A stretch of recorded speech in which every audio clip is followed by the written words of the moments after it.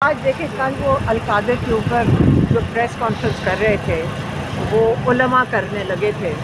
आप सोचें, पुलिस पहुंच गई फैसलाबाद हामिद रज़ा को अरेस्ट करने के लिए, जो एक नेशनल असम्बली के मेंबर हैं, और ये चाहते थे कि जो उलमा हैं वो भी ना बैठें। कि एक यूनिवर्सिटी जो सीरत नबी पढ़ा रही है, आप सोचेंगे कि क्या हो रहा है पाकिस्तान में। आज उलमा अगर बैठ के कहेंगे कि सीरत नबी पढ़ाना एक नेकी नहीं अब रही, अब जुर्म हो गया है, उसके ऊपर बात करने लगे। आप उनको कहते हैं कि आप इनको अरेस्ट करने, पूरी पुलिस पहुंच गई, उनको ढूंढती फिर रही थी, और वो आपकी जो मुज़ाकराती कमेटी है उसके नुमाइंदे हैं। इस वक्त आपकी मुज़ाकराती कमेटी के नुमाइंदा अगर छुपते फिर रहे हैं तो कौन से मुज़ाकरात होंगे ये? क्योंकि सारा ये ना ये सीरियस है, ना ये करना चाहते हैं मुज़ाकरात। ये इमरान खान को जेल में रखना चाहते हैं, तो इमरान खान कहते हैं मैं अपना जैसे भी गलत जजेस लगा दो, जिसको मर्जी लगा दो, मैं सुरखरू होके यहीं से निकलूँगा, अपने केसेस का सामना करूँगा। ओवरसीज़ के आज शहजाद मरवत साहब भी मुलाकात करने के लिए हैं, तो क्या उनकी मुलाकात होने दी गई है, और अगर नहीं होने दी तो किस वजह से नहीं है? खान साहब को बताया गया था, इनकार कर दिया। इमरान खान ने आज उनसे कहा है कि मैं आपसे नहीं मिलूँगा। यही हमने सुना था, इमरान खान को कहते हैं कि मैंने नहीं मिलना। अच्छा, हमने सुना था, मुझे तो नहीं कहा था, वो किसी को कह रहे थे कि मैंने नहीं मिलना। मैडम, और ओवरसीज़ के लिए खान साहब का कोई पैगाम आज था?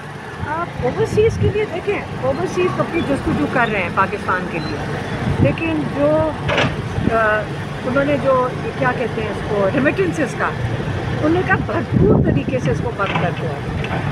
पहले तो उन्होंने सिर्फ इंडिया दिया था कि आप इसको शुरू करें, लेकिन आप वो कह रहे हैं बंद कर दें। ये नाजायज़ लोग, क्रिमिनल लोग हैं, इनको मत, इनको पाकिस्तान बेचारे जो रेमिटेंसेस भेजते हैं उसके ऊपर तो ये हुकूमत चल रही है सारी। मैडम, खान साहब से आपकी मुलाकात होती है, खान साहब ने ये मुज़ाकरात जो ख़त्म हुए, अब इसके बाद खान साहब ने ये कोई इंदिया दिया है आप लोगों को कि दोबारा सड़कों पे, या 8 फरवरी के हवाले से कोई पैगाम? लेकिन सबसे बड़ी बात यह है कि ये सीरियस अगर होते तो हामिद रज़ा के पीछे इस तरह अटैक करते हैं, ये मजाक बना के, जिसका दिल करे उठ के मरीम नवाज़ के इंस्ट्रक्शंस आती हैं जाके उलमा के ऊपर अटैक करवा दिया मरीम नवाज़ ने, तो मतलब अपनी पुलिस भेज दी, वो तो उलमा को नहीं छोड़ रही।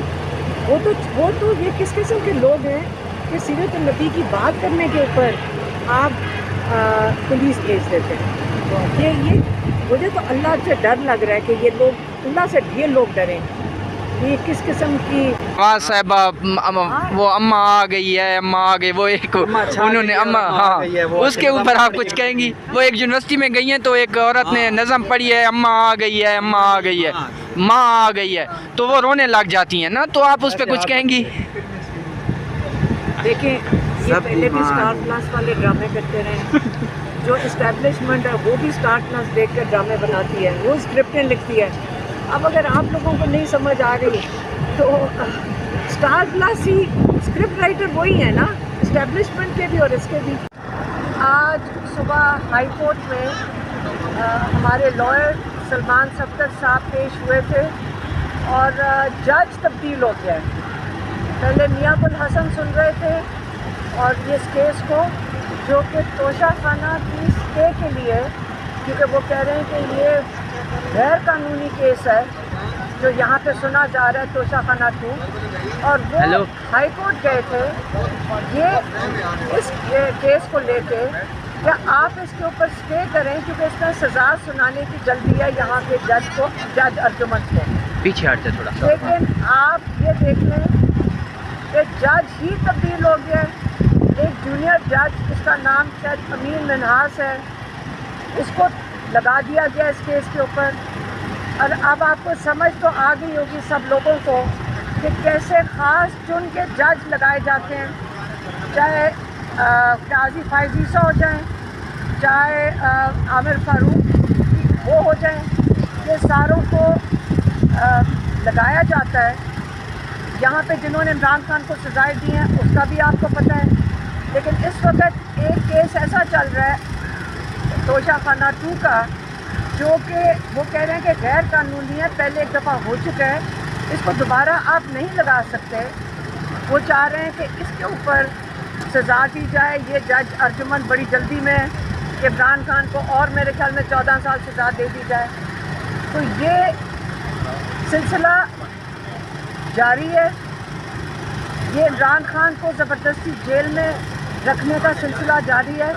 آپ کو پتہ ہے کہ القادر یونیورسٹی کے لیے عمران خان کو 14 سال اور بشرا بی بی کو 7 سال سزا سنائی گئی ہے. کس چیز کے لیے؟ کہ انہوں نے القادر یونیورسٹی رشوت میں ملک ریاض سے لی ہے، جہاں پہ بچے مفت تعلیم حاصل کر رہے ہیں. اس میں بشرا بی بی کو سزا سنائی گئی ہے سہولت کاری کی، لیکن یہ نہیں انہوں نے بتایا اس اپنی ججمنٹ میں کہ بشرا بی بی نے کیا سہولت کاری کی ہے. یہ بتائیں کہ کیا سہولت کاری کی ہے، ان کو کس چیز کی 7 سال کی سزا ہوئی ہے. اب انہوں نے یہ بھی بات کی، آپ کو شاید پہلے لائر بتا گئے ہوں گے کہ ملک ریاض نے کوئی ان کو بتایا، لائرز نے، کہ کوئی ٹویٹ کیا ہے. تو انہوں نے کہا کہ یہ بڑی خوشائن چیز ہے کہ ملک ریاض اس چیز پہ بات انہوں نے کی ہے، کیونکہ بات کیس تو ملک ریاض کا ہے. عمران خان کو تو فیسیلیٹیشن کے اوپر سزا مل رہی ہے، لیکن اصلی کیس تو ملک ریاض نے جو رشوت دینی پڑی تھی نواز شریف کو اس کی بیٹے کی اپارٹمنٹ خرید کے دگنی قیمت پہ، یہ اصلی کیس ہے. وہ چاہتے ہیں کہ ملک ریاض ساروں کو بتائیں کہ کن ججوں کو رشوتیں دینی پڑی ہیں، کن صحافیوں کو رشوتیں دینی پڑی ہیں، کن جنرلوں کو رشوتیں دینی پڑی ہیں اور کن ججوں کو رشوتیں دینی پڑی ہیں. اگر ملک ریاض بتائیں گے تو پاکستانیوں کو پتہ چل جائے گا کہ ہمارا یہ ایلیٹ کیپچر سسٹم کیسے چلتا ہے، کیسے اپنے آپ کو بچا کے رکھتا ہے. کیونکہ یہ سارا کھیل کس چیز کا ہے؟ پیسوں کا. یہ سارا کھیل رشوت دینا اور لینا پہ چل رہا ہے. تو یہ اگر اچھا ہے کہ یہ جو سسٹم اب ایکسپوز ہونے چل رہا ہے، یہ باقی جو اس کے اندر رہ گیا ہے، یہ سسٹم پورے پاکستان کو پتہ چلنا چاہیے، 24 کروڑ لوگوں کو پتہ چلنا چاہیے کہ کیسے انہوں نے آپ کو ایک قسم کا گروی رکھا ہوا ہے اس سسٹم کو چلانے کے لیے. لیکن انشاءاللہ عمران خان کہتے ہیں میں کوئی ڈیل نہیں کروں گا. بہتر ہے کہ آپ انصاف چاہے اپنے مرضی کے ججز لگائیں، جیسے پیچھے وہ ناصر جاوید کو لگایا تھا جس کے اوپر خود مشکوک کیسز تھے. وہ کہتے ہیں جس مرضی جج کو لا کر بٹھا دو، جواب یہ جج بھی دیں گے، یہ جنرل بھی دیں گے، ان کے آگے بچے ان سے پوچھیں گے، ان کے آگے نسلیں ان کو پوچھیں گی کہ آپ نے اس ملک کے ساتھ کس طرح ظلم کیا ہے اور کیسے غداری کی ہے. یہ عمران خان کا آج کا پیغام تھا، میں نے آپ کو بتا دیا.